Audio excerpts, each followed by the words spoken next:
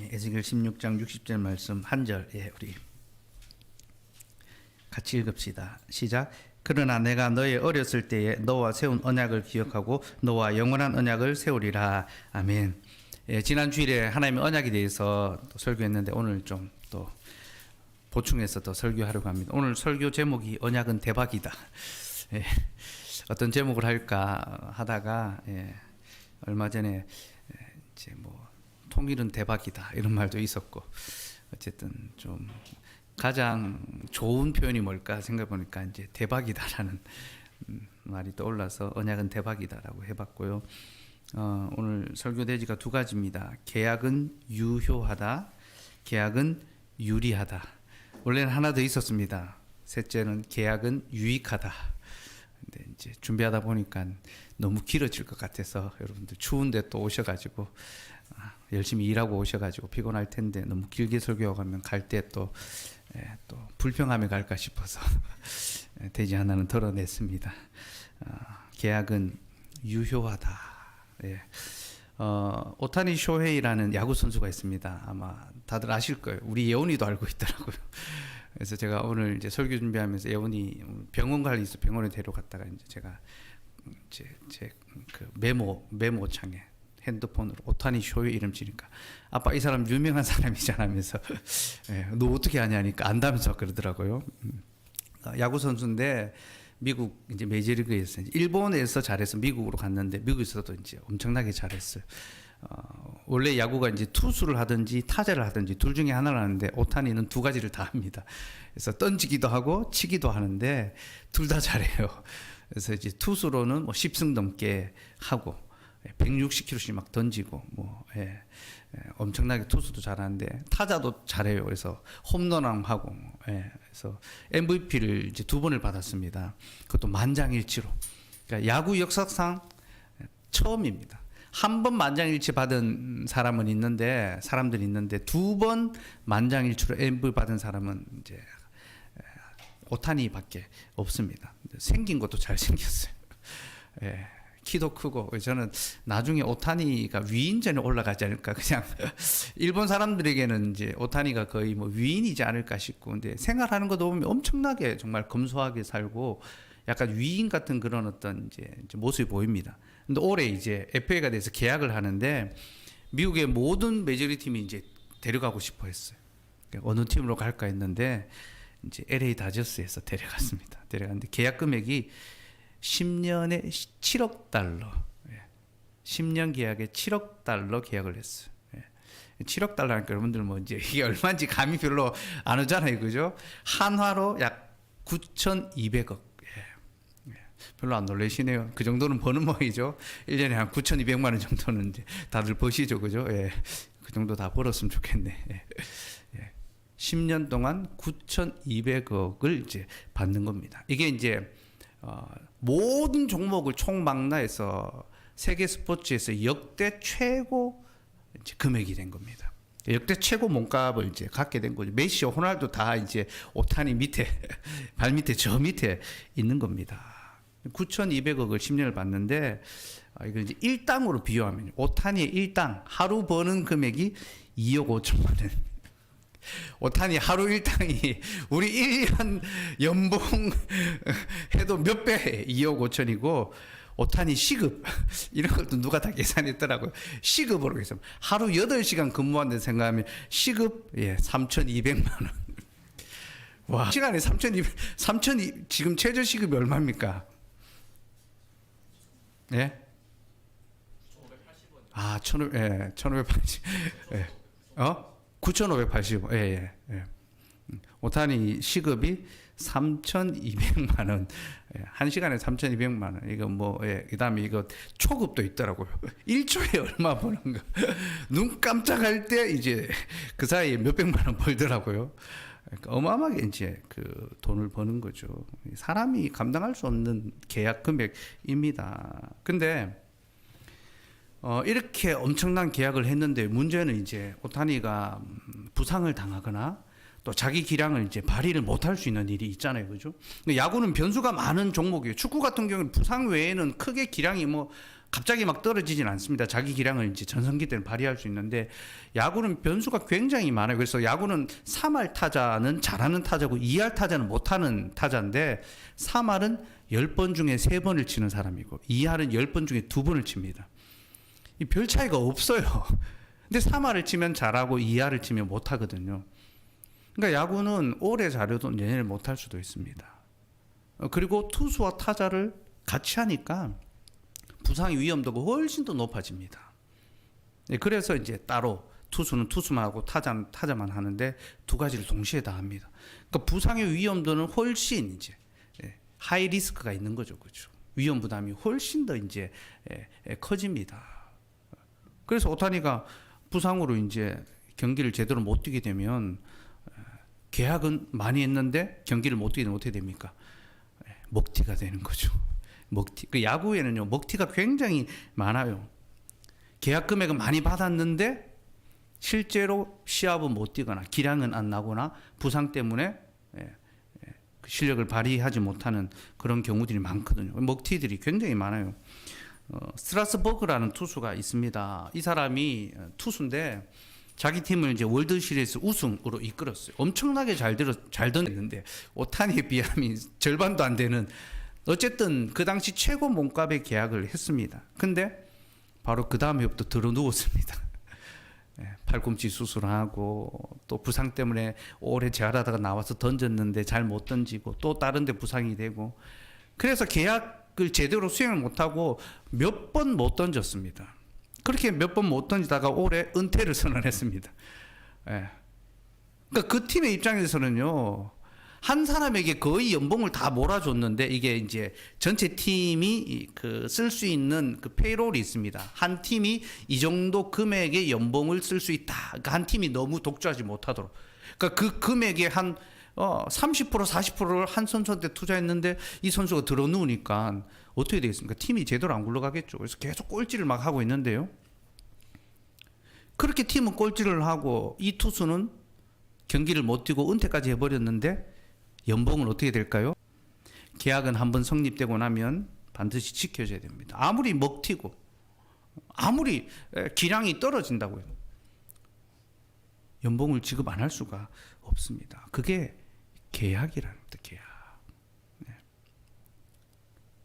그게 하나님의 언약입니다. 언약. 하나님께서 왜 우리와 언약을 맺어 주셨습니까? 우리와 맺은 언약을 실행하시기 위해서. 우리는 비록 부족하고 연약하고 실패하더라도 하나님이 약속하신 것을 반드시 이루어 주시기 위해서 우리에게 계약을 맺어 주신 겁니다. 언약을 맺어 주신 겁니다. 약속해 주신 거예요. 그래서 그것을 반드시 실행하시는 거죠. 그리고 여러분, 역사상 가장 큰 먹튀가 바로 우리들이라는 걸 아셔야 됩니다. 우리가 최고의 먹튀입니다, 여러분.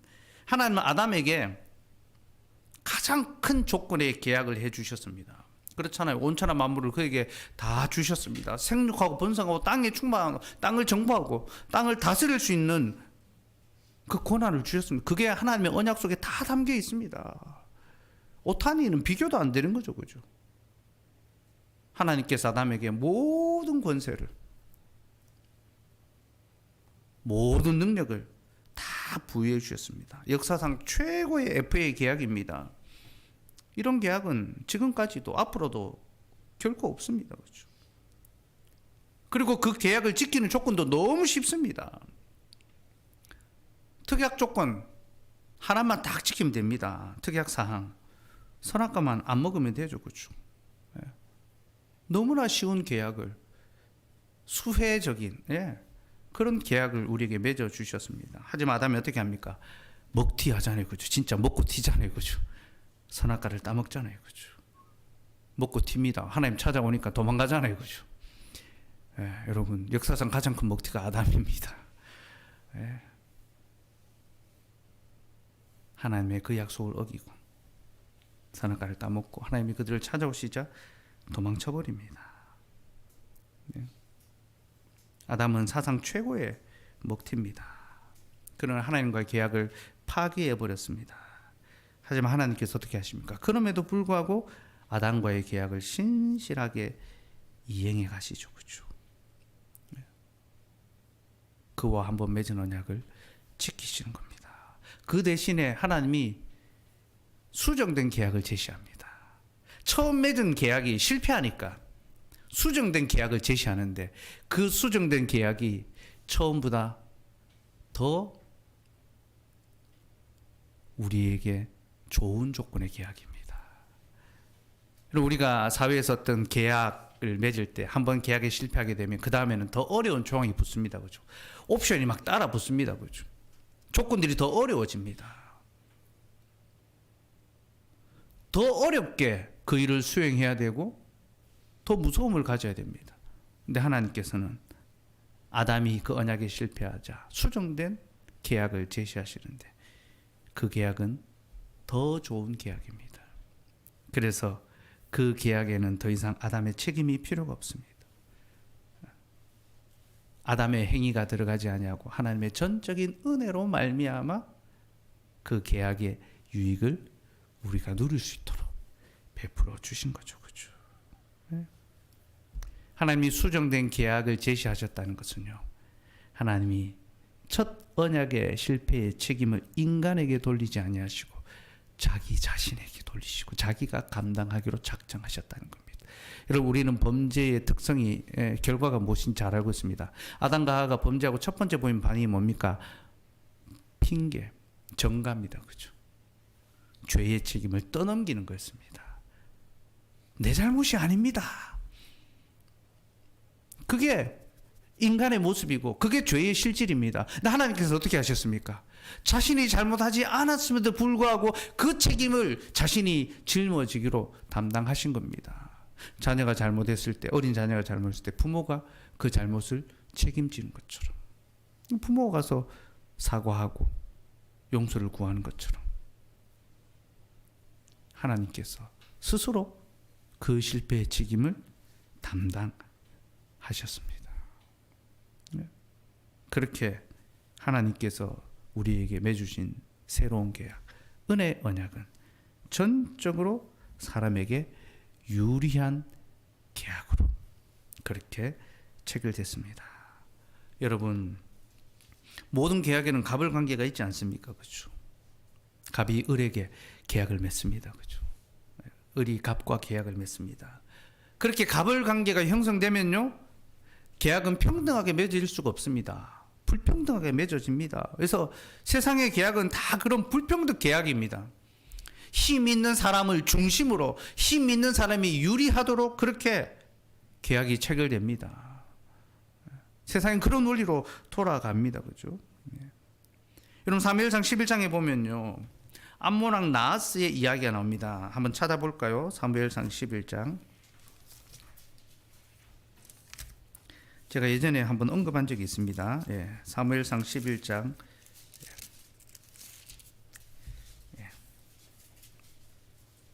1절 2절.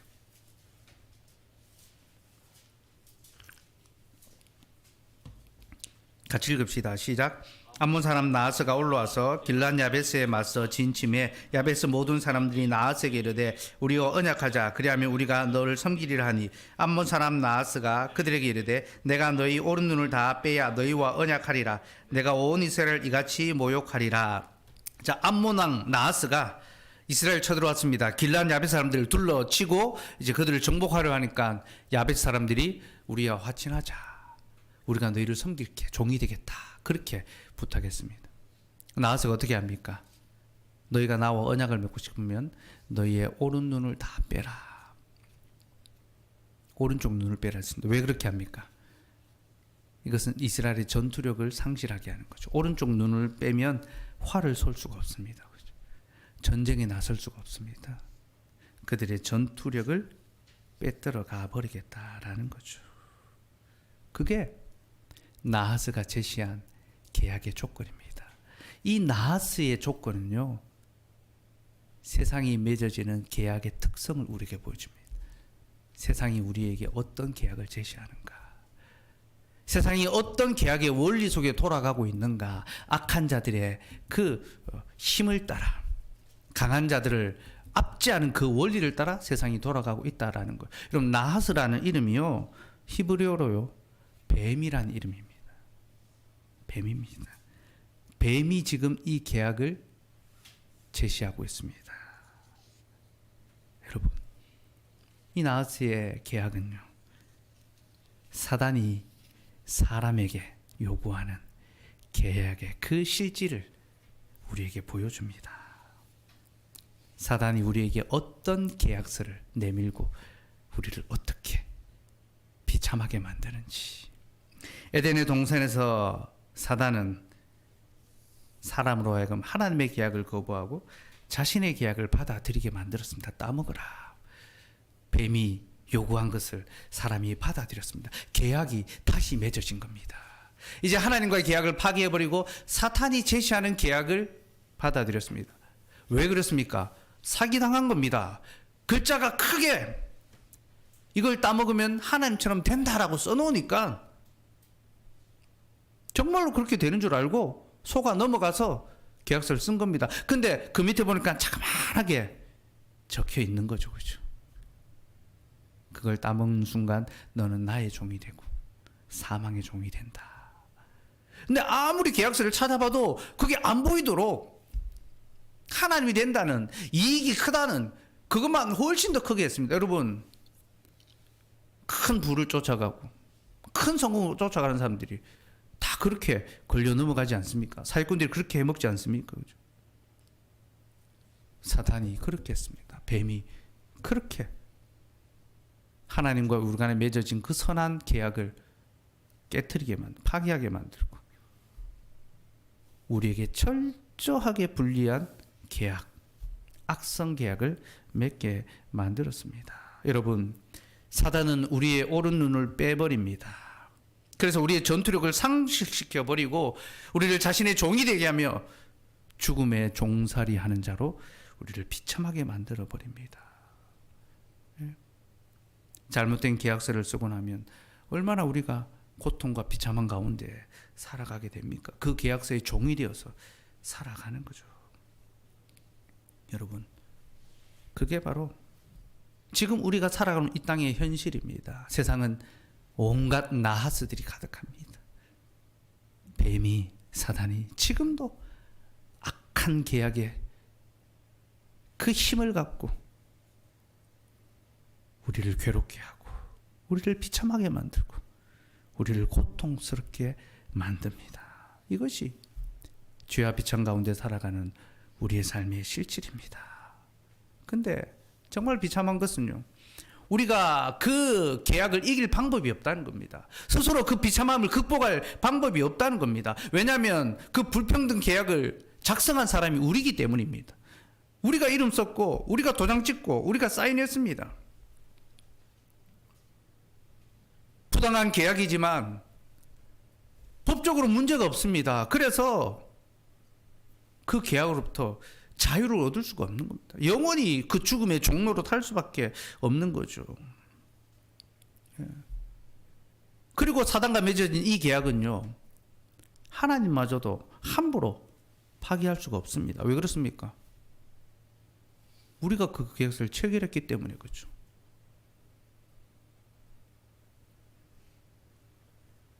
사단이 강제적으로 한 것이 아니라 우리가 스스로 그 계약서를 썼기 때문에 법적 효력이 발휘되는 겁니다. 법적인 보호를 받을 수가 없는 거죠. 그래서 하나님이 어떻게 하십니까? 그 갑인, 계약의 주체인 사단에게 찾아가서 새로운 계약을 제안하십니다. 다른 계약. 그 계약이 뭡니까? 하나님께서 우리의 죄값을 대신 치르시고 내가 그 계약의 채무를 이행하겠다. 우리의 몸값을 갚아주신 겁니다. 하나님이 직접 사단의 계약서에 종이 되셔서 성실하게 그 계약을, 그 채무를 다 담당하셨습니다. 그리고 모든 값을 다 지불하심으로, 변제하심으로 우리를 그 악성 계약으로부터 자유케 하십니다. 예수님이 십자가 위에서 다 이루었다라는 말이 무슨 의미인지 제가 몇 번 말씀드렸잖아요. 테텔스타이, 법정적 용어입니다. 노예 상인이 노예를 팔 때 돈 많은 주인이 그 노예를 사와가지고 광장에서 사람들을 불러 모아서 그 노예 문서를 찢으면서 그 계약서를 찢으면서 테텔스타이, 내가 네 값을 다 지불했고 이제 너는 자유다. 이 법정적 용어입니다. 예수님께서, 부자 청년이 예수님께서 스스로 노예가 되셔서 노예의 상인의 손에 팔리셔서 몸값을 다 지불하셨습니다. 죽음으로써 우리의 몸값을 지불하시고 그 사단의 악성 계약서를 갈갈이 찢으시면서 다 이루었다. 내가 너의 계약을 다 완수했다. 이제 너는 자유다. 비로소 우리를 그 악성 계약, 약정에서부터 자유할 수 있도록 그렇게 해주셨습니다. 그리고 하나님은 거기서 그치는 것이 아니라 우리를 자신의 자녀가 되게 하시고 우리에게 영원한 기업, 하나님의 약속들을 우리에게 선물로, 유산으로 물려주시는 거죠. 히브리서 9장 15절 말씀 같이 읽읍시다. 시작. 이로 말미암아 그는 새 언약의 중보자시니 이는 첫 아담 때에 범한 죄에서 속량하려 하시고 죽으사 부르심을 입은 자로 하여금 영원한 기업의 약속을 얻게 하려 하심이라. 그는 새 언약의 중보자시니 이는 첫 언약 때에 범죄한 죄에서 속량하려고 죽으사 부르심을 입은 자로 하여금 영원한 기업의 약속을 얻게 하려 하심이라. 그리스도는 새 언약의 중보자가 되십니다. 그래서 첫 언약에 범죄한 그 죄, 아담의 그 죄로부터 속량한다는 것은 값을 다 치른다는 것입니다. 죽으시고 부르심을 입은 자들, 하나님의 자녀로 부름받은 자들로 하여금 영원한 기업의 약속, 하나님 나라의 약속을 유산으로 받게 합니다. 이게 예수 그리스도가 언약의 중보자가 되신 것. 그래서 16절부터 지난 주일에 살펴봤던 내용입니다. 유언. 유언한 자가 죽어야지만 효력을 발휘한다. 첫 언약부터 피로 맺어졌다. 바로 그 내용입니다. 예수님께서 유언하심으로 그 생명을 거심으로 우리에게 새 언약을 맺어주셨다. 그래서 언약과 유언은 같은 말이다라고 했죠. 하나님은 처음 사랑과 언약을 맺으실 때부터 이미 자기 생명을 주시기로 작정하셨던 겁니다. 그러니 여러분, 이 얼마나 놀랍고 정말 감동적인 약속입니까? 우리가 하나님의 언약을 알면요, 우리는 감격하지 않을 수가 없습니다. 하나님의 언약을 우리가 듣고 알고도 감격하지 않는다라는 것은요, 자신의 죄와 비참이 무엇인지를 알지 못하는 사람입니다. 자기가 얼마나 비참한 가운데 지금 악성 계약 가운데 고통받고 있는지를 알지 못하니까 하나님의 그 언약의 은혜를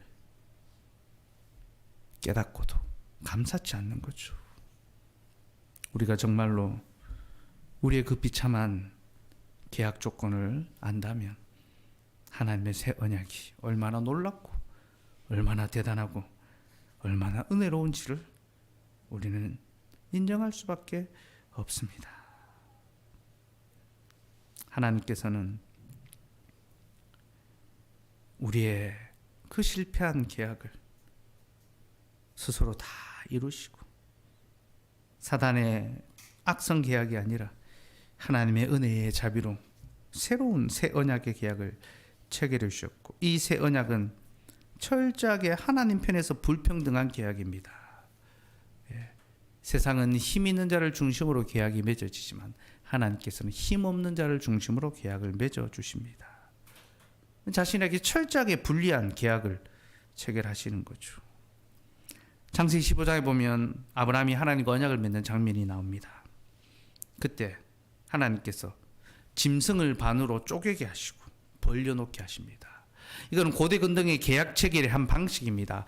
두 나라가 전쟁을 벌였을 때 승리한 왕이 패배한 왕과 계약을 맺습니다. 화친의 계약을 맺습니다. 그때 짐승을 잡아서 반으로 갈라두고 패배한 왕이 그 짐승 사이를, 피가 흐르는 그 짐승 사이를 걸어옵니다. 그러면서 승리한 왕 앞에 엎드려 발에 입을 맞춥니다. 나는 당신의 종이 될 것이고 내가 당신을 거역하면 나는 이 짐승들처럼 찢겨질 것이다.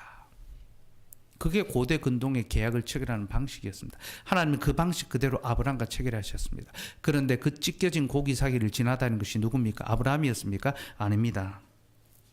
하나님께서 횃불로 그 고기 사이를 지나오셨습니다. 이 말은 내가 더 강한 자지만 나는 세상의 권세자들과 같지 아니하고 나는 도리어 약한 자를 위하여 섬기는 왕이다. 그리고 아브라함과 언약을 맺을 때 하나님께서 내가 이 언약을 실행하기 위하여 내 몸을 찢을 것이다. 하나님께서 자신의 몸을 찢어서 우리에게 주실 것을 이미 약속해 주셨습니다. 그래서 예수님께서 십자가에 잡히시 전날 밤 성찬을 행하시면서 새 언약을 체결하잖아요. 그 새 언약은 바로 아브라함의 언약의 성취를 보여줍니다. 내가 아브라함 언약 때 그 쪼갠 고기 사이로 지나간 횃불처럼 내 몸을 찢어서 너에게 새 언약의 복을 베풀 것이다. 예, 누가복음 22장 19절 20절.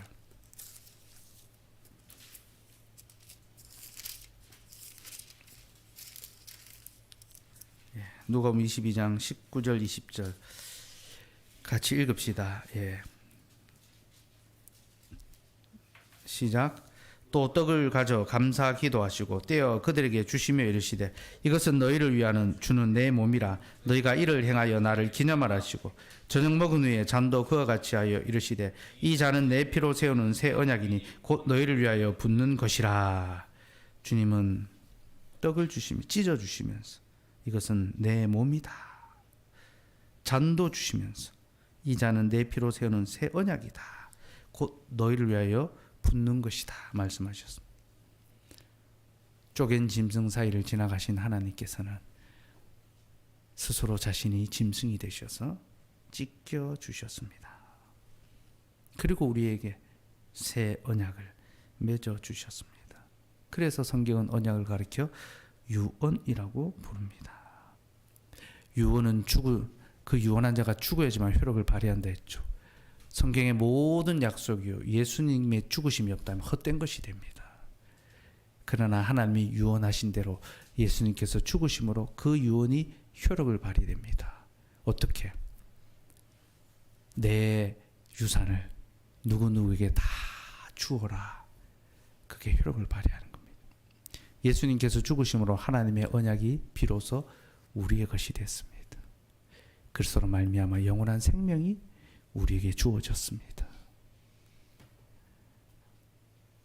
하나님께 주시는 영원한 복락들, 안식과 영원한 기쁨과 하나님과 영원한 사귐의 교제가 다 우리의 것이 되었습니다. 아브라함이 잃어버렸던 그 모든 하늘과 땅의 권세와 영광이 다 우리의 것으로 주어졌습니다. 이것이 바로 하나님의 언약이 우리에게 주는 유익함입니다. 그러니 여러분, 이 언약의 복된 약속을 따라 우리도 믿음으로 살아갈 수 있으면 좋겠습니다. 이 땅에 잠시 지나가는 것들의 마음을 두지 아니하고 손으로 잡으려고 바람처럼 지나가는 거 움켜잡으려고 또 잡히지 않을 때 마음이 헛헛하고 낙담되고 낙심하는 것이 아니라 이 세상이 아니라 영원한 하나님의 것을 붙잡고 배부르지 못할 것, 양식 아닌 것을 위하여 수고하고 은을 달아주는 것이 아니라 참되고 영원한 하나님의 말씀을 듣기를 소망하고 그 하나님의 약속을 붙잡으면서 살아가기를 소망하는 그런 저와 여러분 될 수 있기를 간절히 바랍니다.